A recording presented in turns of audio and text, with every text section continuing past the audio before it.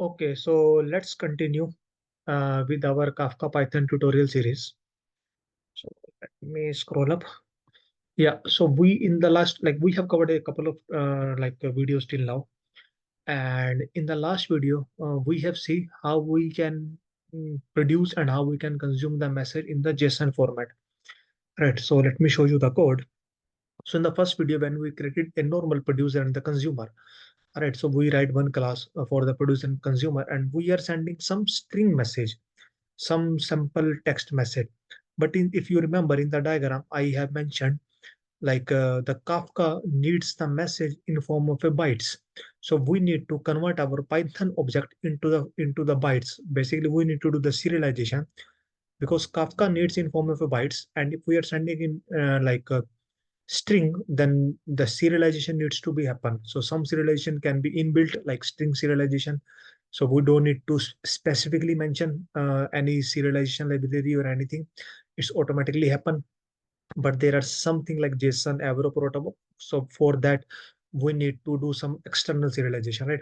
So basically, like a serialization needs to be done.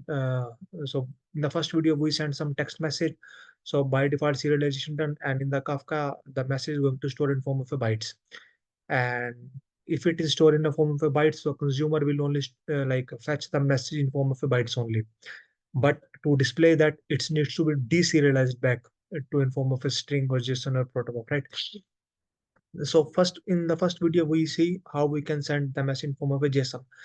Then, sorry, in the form of a string. Then we create one more class, JSON producer, in which we are sending the message in form of a JSON. So we define our like a schema structure in the JSON. That is the inbuilt schema structure. Right. So this is our inbuilt schema structure. So it should have first name, it should have last name, it should have middle name, it should have age. And we take all the inputs from the user. We created a dictionary. And but before sending that message, we are serializing our message. As you could see, before sending my message, I have to serialize using json.dumps, because dictionary is not a byte, right? And Kafka needs the message in form of a bytes. So we need to serialize. Basically, we need to convert Python object into the byte objects. So dictionary is not a byte object. So we have to use the dumps method to convert into the bytes object. All right. So basically, we convert into a string, and string is a byte object. So we use this serialization, right? And for the consumer, and we have to also like in the consumer, there is no need to do the deserialization. If you can do, you can do that. Okay, so we have done that. But like in this video, second, let me again show you. In this video, you could see the schema structure is defined locally. So if you remember this diagram, in this diagram, I have mentioned, let's consider about the JSON, Avro, and protobuf. So now we are not focusing on the string because we are now moving towards our actual application. So our actual application either produce the message in form of a JSON, Avro, or protobuf, right? So let's suppose we have the producer application which is producing our message in form of a JSON. So it should know the format of the message, right? It should know the format of the message. Why it should know the format of the message? The reason is, let me go to the component diagram. So yeah, so let's suppose you have multiple because in our actual project we have one Kafka cluster. In our actual project we have one Kafka cluster. Maybe sometimes even in the whole organization there is only one Kafka cluster, or maybe there is a different Kafka cluster. Let's suppose there is a one Kafka cluster, but we have multiple microservices. So this is our order microservices. This is our package microservices. This is our notification microservices. So when the order microservices is produce some message, so their format is something different. Their structure contains order ID, order number, like user who has order timestamp, notification service. When produce some message, it is going to produce some different format, because notification don't worry about what is order ID, right? So the schema, the structure of the message is different. So basically the dictionary or the JSON format or the proto format or the Avro format is different. So when the notification service send the message, so maybe it contains, okay, to whom I need to notify. So notification method, either email or SMS. So this kind of field it is going to take. Right. So every microservices, whatever microservice is going to produce the message, it has their own schema. Right.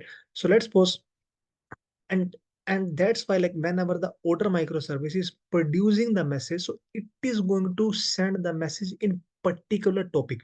So one topic is assigned to one microservice, the second topic is assigned to the another microservice, the third topic is assigned to the another microservices. Right. Because on the topic level we will like put the schema. So here I have mentioned two things. Either we can define the schema internally on the producer application and on the consumer application. Same for the Avro. Either we can define the schema on the producer application. So in our case, we have defined the schema within the code. Within the code means within the producer application. But generally, in the actual application, like there could be multiple producer, multiple consumer. So and if we are going to do the change, and you have to do the change in all the producer and you have to do the change in all the consumer. So what is the best option? The best option is to put the schema somewhere, so that if you have to do the change, you can do the change at that common location, and whoever wants to use that schema, they can pull the schema from that. Right. So what is that location? That location is called the schema registry. So if you come here on the redpanda, so we see overview, we see topics. Where we have the topics, we have the schema registry. So schema registry is our common place where we can put the schema. So now we are going to say, let's suppose if we don't want to put the schema in our producer application. Right. So if we don't put, so we have to put somewhere. And if we have put somewhere, then how we can use that? But first thing is that how we can put somewhere. All right. So in this video, how we are going to cover how we are going to register the schema into the schema registry. Right. So in the producer application, what it will do is not the producer application, but there is a different application or different, you can say, a py file, which is going to register the schema into the schema registry. So schema registry is a place where we are like setting the schema. But schema is defined on the topic level, because as I told you, this producer will send the message. This is the order application. This order application send the message into the order topic. So the schema we need to attach on the topic level. All right. So schema we need to attach on the topic level. Okay. So now we are going to cover how we can produce, how we can register the schema. So this is our next video. Register the schema into the schema registry. How we can register the schema into the schema registry. Okay. So let's jump to the code directly. Let me close this. So let's create a different py file. Create a Python file. Schema client registry. Okay, so we have created our empty file, but next. So there should be some library, because we are using Python. So there should be some Python libraries which should be available. So let's open the official documentation. So producer is related to something which is going to produce something. Consumer is related to something which is going to consume something.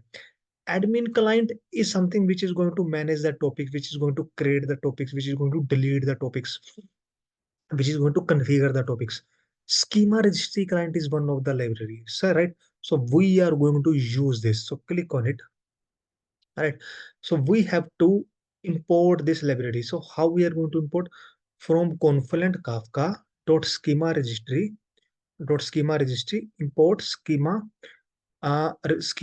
client. So let's do that. From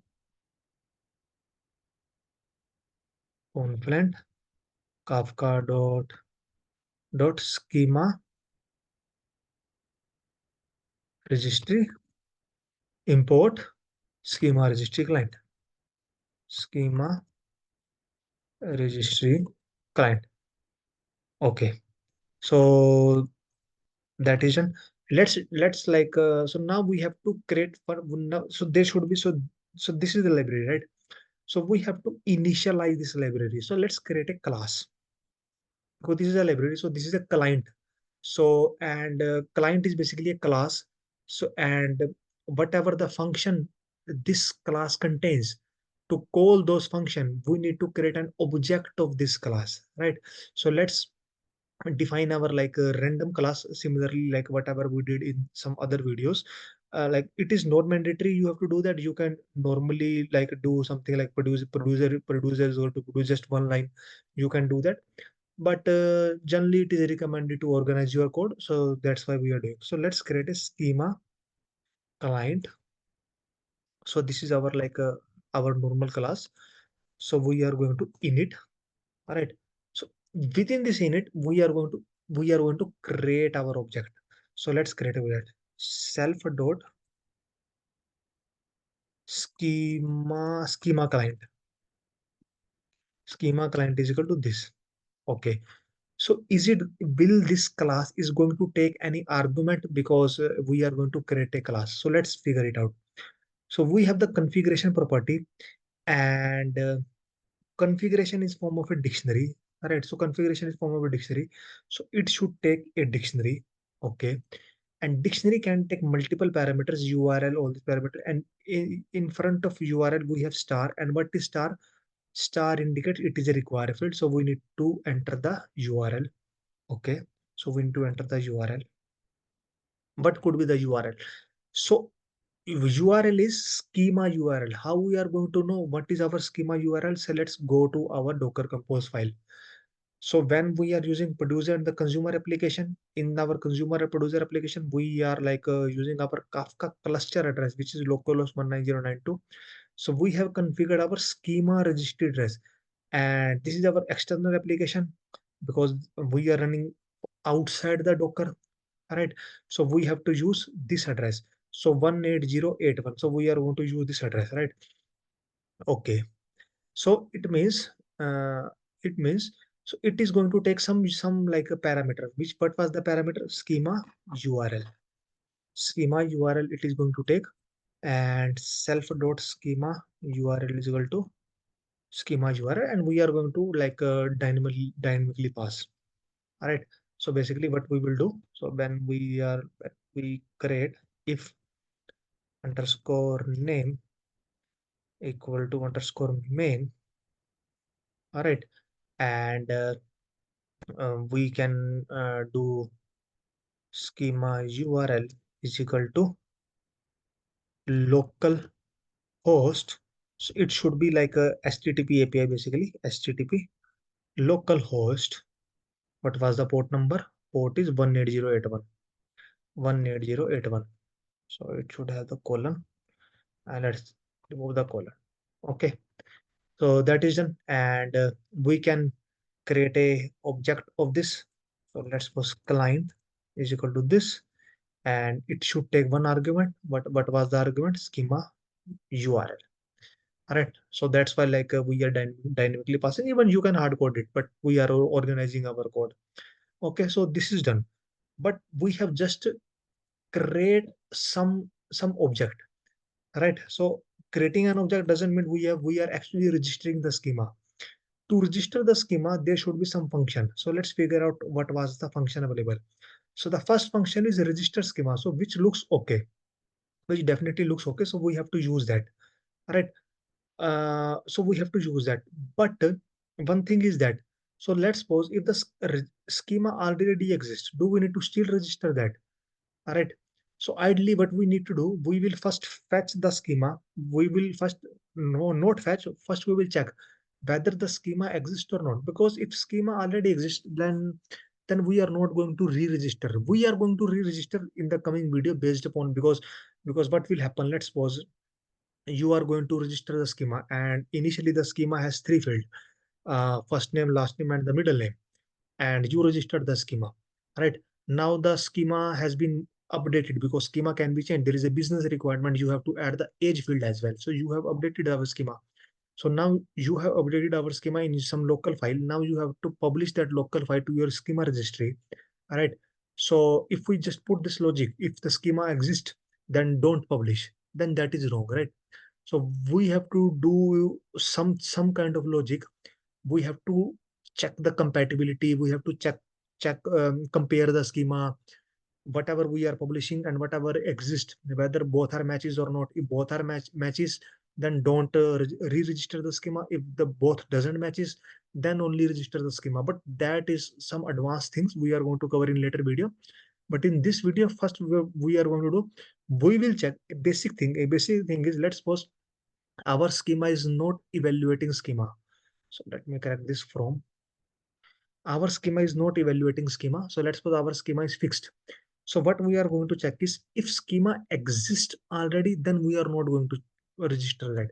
So first thing is that we have one function called register schema. So let's create that. So let me open my pie chart. So def register schema. So we are going to write some logic here. But what I want is same thing, like let me open my admin client. If you see my admin client, we are creating the topic. But what we did is, before creating the topic, we check whether the topic already exists or not. Because if topic already exists, then there is no need to recreate the topic, right? So same thing we are going to do here. Same thing we are going to do here. We are going to check if the schema already exists, then we are not going to register the schema. But how we are going to check whether the schema already exists or not? So there should be some other function, like let's suppose we have the register schema, which is going to register a schema. All right. So is there any other function? So get schema and lookup schema, get subject, delete subject, get latest version, retrieve latest register version for object. All right, for particular subject. So we are going to use that get latest version. So we are going to def check schema exist. Okay. Okay. So we are going to check whether the schema exists or not. So which function we are going to use? Get latest version. So self dot schema client dot get latest version. So we are going to get the latest version, and it should be let put in the try except block. Why we are putting in the try except block, I will show you. Because they have mentioned it is going to raise a schema registry error if the version can't be found or is invalid. Because in our first scenario, our version doesn't exist, right? So it should throw a schema registry error, right? So we have to like accept that, accept. So what was there? Schema registry error. Schema registry error. And we have to import the schema registry error, but in which like it exists. So let's click on it. So it exists in from confluent-kafka dot schema registry dot error import schema registry error. So let's do that. So let me copy this. Let me paste this, and registry dot error, it should be error, and then import schema registry error. Import schema registry error. Okay, fine. And if there is any schema registry error, what we have to do? So we are going to just pass that. All right. Okay. So this function we are using at latest version, but will it going to take some any argument or not? Definitely it's going to take some argument. Why it is going to take some argument? Because I told you schema exists on the topic level. Schema exists on the topic level. So producer, so order service is going to produce some message in the order topic. So now we are updating, registering the schema for the orders microservices, right? In the particular topic. So we have to fetch the schema from the particular topic. All right. Even if you come here, get latest version, it is taking some subject name. So this subject name is basically the topic name. So it is going to take some argument. So what was the argument? Subject name. So we will pass the subject name during the initialization itself, subject name. And we will take self dot subject name is equal to subject name, and we are going to accept that. So topic name is equal to our my topic. So we are going to create our topic like in this way. Let me check which topic we are creating. So, okay, the topic name is test topic, which we are going to create. So let me do that test topic. Or we can check in the producer application, which topic we are using. Yeah, the topic name is test topic. So topic name is test topic. Along with the schema URL, it is going to take the topic name as well. Okay, so uh, it is the positional argument. So this will come here, this will go here. Okay, what next? So it is going to take the subject name. It is going to take the subject name. So what was the self dot subject name? And if it is exists, then we are going to return true. Otherwise, you can say return false. All right. Now, before registering the schema, what we will do? If not, we can mention schema exists in registry. So we can like do that. If not, self dot schema exists in registry. So if schema, if this, we are going to call this function first. If it is going to return false, so it means schema doesn't exist. Then only we are going to register our schema. All right, then we are only going to register our schema. So how to register that? So there is already a function called register schema. So register schema, so we are going to call that function. So self dot schema client dot register schema. Okay, now we have to register the schema. To register the schema, so we have to pass the schema. All right, so let's create a schema. So we are going to create a schema in the first we are going to create in a JSON format. Schema dot JSON. All right. So let me quickly copy paste. So this is my JSON schema. Let me copy paste that. So it's a normal like a schema, which is of type object, and there are like four properties: first name, middle name, last name, age. First name is of type string, middle name is type string, last name is type string, age is of type integer, and minimum value is 0. Right. So this is our basic schema. All right. Okay. Now what next? So we have to check. We are taking like this function register schema, and what arguments is going to take. So it is going to take the argument subject name because it has to register the schema for the particular topic. Because even if you come here and if you try to create a schema without the code, create a new schema, see it is asking in which topic you want to create the schema, give me the topic name.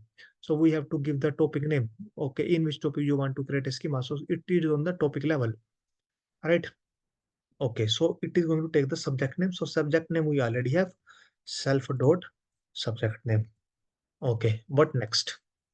What is the next parameter? The second parameter, it is going to take a schema, and schema is the schema instance to register. So schema is of schema type. So click on it. Schema is of schema type. So we need to first import this schema. So import this from confluent-kafka.schema registry. Import schema. Schema registry, import schema. Now we have to, because this schema, it is, one second, let me show you again. So it is going to take two parameter. One is subject name, one is schema. All right. But what is this schema? This schema is of class schema, is of class schema. All right. Because they have mentioned this schema is the instance. Instance means it is an object. Object of what thing? Object of a particular class. So schema is a particular class. So it is of particular object. And this class, is this class take any argument? Yes, this class takes some argument. What are the argument? It is going to take the argument schema string. It is going to take the argument schema type. All right. So we are going to pass the argument schema string and schema type. Let's pass that. So we have to pass the schema string. So we will pass here schema string and also schema type. So let's accept this self dot schema string is equal to schema string self dot schema type is equal to schema type. Now we need to first pass this argument. What is schema string? Schema string is basically just where is our schema? Schema, just read this schema. Right. So how to read this schema? With open schema.json as schema file or JSON schema. Right. And schema string is equal to JSON schema dot read. Right. So this is my schema string. So let me pass that. Right. Along with that, we need to pass the so it is going to take the schema is going to take two arguments. One is schema string. So let's pass the schema string self dot schema string and self dot schema type. So we need to pass the schema type as well. So let's define the schema type. Schema type is equal to JSON. So now we have to pass the schema type. Schema type. Right. So it is going to take that argument. So which is fine. Now we can take the accept. So also let me register schema. So where is that? So register schema also raise some error schema registry error if it violates something. So let me do something. Accept schema registry error and we can print some error. Schema registry error occurred or as E, better we can print E. Okay, so our code has been ready. Now we need to call this function client dot register schema. So we need to call this function. So our code is like hopefully everything is ready. So our application is running, but this test topic doesn't exist. So let me first quickly run my producer application. So, drive desktop projects shell. So let me run my producer application.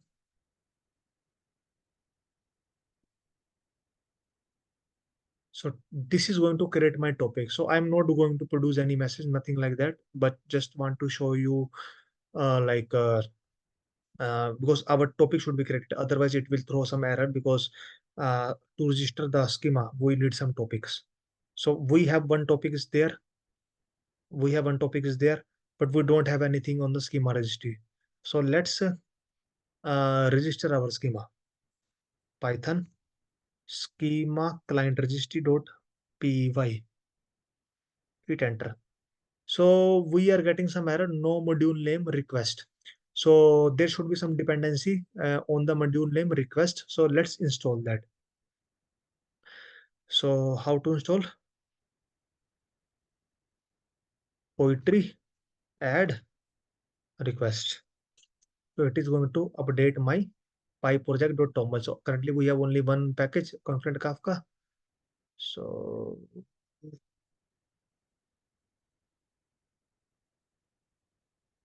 now the request has been come. So let me rerun that. Python schema client registry dot enter. So it says invalid schema type JSON. Why it is saying invalid schema type JSON?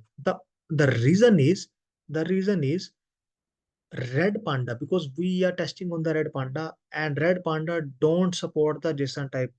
So if you click on the create new schema, even on the UI it is says you can create only Avro and protobuf. But this is there like even there is a one bug already raised. Let me show you that bug. So if you click on it, you could see invalid schema type JSON error code 422. Right. So this is recently raised in October 2023.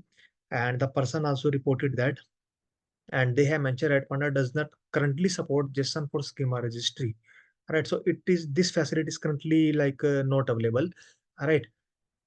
So if the JSON schema is not available, but we have to test the schema registry. So what we will do, we will try to register our Avro schema. We will try to register our Avro schema because the code is going to remain same. Code is going to remain same. Instead of the JSON schema, we are going to register our Avro schema. So let's create the Avro file. Schema.avro. So the extension of the Avro schema is AVSC, Avro schema SC. So we should know the structure of that. So there is a structure. So let me copy paste that quickly. And there's an Avro documentation. We can get the structure from there as well. So it is like everything is remain same, just like the instead of properties. So if you open the schema.json, it use properties field. Instead of property, it use fields. And the property is a type of a dictionary. It use as a list. All right.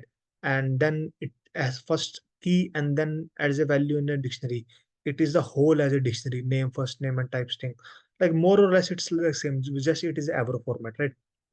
So now we have to read the Avro format, AVSC and Avro schema, and here I can do Avro schema, and type should be Avro. That's it. So let's retry the code because we know this error is valid in the redpanda because our code, there is no issue in our code. Maybe there's an issue in our code. We don't know. All right. So we are going to know what is happening. 1 second. Python schema client registry, enter. So we did not get any error. So let me go that and let me click on the schema registry. So you could see earlier I don't see anything. So now my in the test topic, on the test topic, my like schema has been registered, which is of type Avro. So let me click on it, and you could see my schema has been registered. All right. There are so many things. As an example, compatibility, currently it is default. So that is we are going to cover in some another video. All right. So what is the compatibility, how we can change that compatibility, and what is the actual meaning of the compatibility? That is a different thing. But first we have to understand the basic, how using the Python code, how we can register the schema. So we have registered the schema using the Python code. So now in this diagram, what next?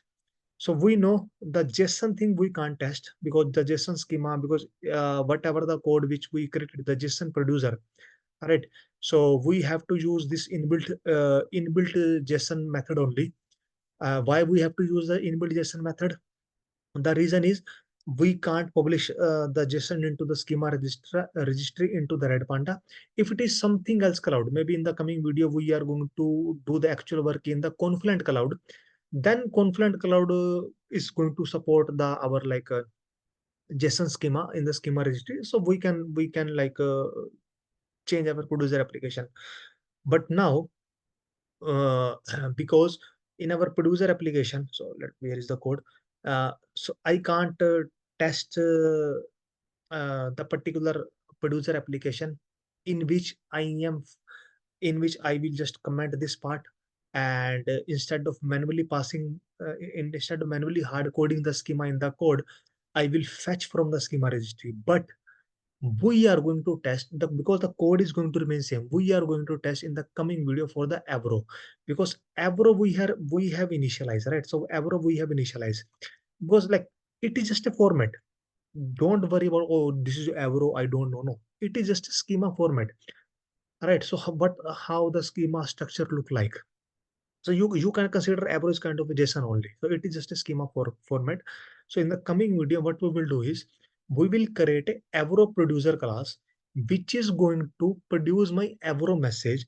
And what it will do is it will, because it is a Avro message, right? So it is Avro message, and Avro message is not a byte message. Same as the JSON message is not a byte message. So we will like do some kind of like dumps, right? JSON dot dumps, right? Similarly, Avro is not a byte message. So we have to publish that. First, we have to serialize that. And to serialize the message, we need the schema, right? And we will pull the schema from the schema registry. We will serialize that message and we are going to publish that message into the Kafka registry. Similarly, we are going to write the Avro consumer code, but because it has received the message in form of bytes, but it has to be converted into the back to the Avro format. So what it will do, it because what is the structure of the Avro? Consumer don't know like how I deserialize it. Give me some schema, like how should I deserialize it? All right. So what it will do, it will fetch the schema from the schema registry and it will read this message, byte message. It will use both combination and it will give back to the Avro like message. So that we are going to cover in the next video. So in this video, we covered how to register the schema into the schema registry, because which is our first step. And then now the second step is write the producer and the consumer application, which is going to pull this code from the schema registry. All right. So that's it. That's the end of the video. Thank you.